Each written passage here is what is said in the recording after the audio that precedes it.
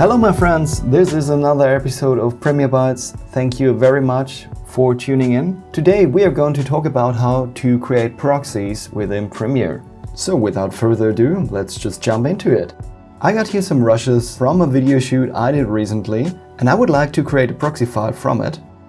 And that's pretty easy within Premiere. You just right click on the file or on the files you want to generate the proxies from. You navigate to proxies, then you choose Create Proxies, and then this new window will pop up. Here you can choose from a different set of formats and presets. One thing to notice is the audio channels of your original rushes. If your rushes have more than 2 audio channels, so if you choose H.264, which only supports 2 audio channels, you will get prompted an error message. So in this case, we're choosing the QuickTime format ProRes Low Resolution Proxy. And here you can choose between different codecs that are suitable for your post-production workflow. In my case, ProRes Low Resolution is the fitting one.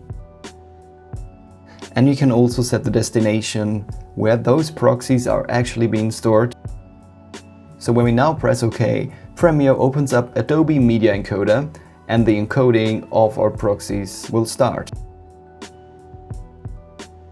So now that the proxies have been generated, we can use them in Premiere. So let me create a sequence from our original footage. You can now see in multiple ways how these proxies are attached.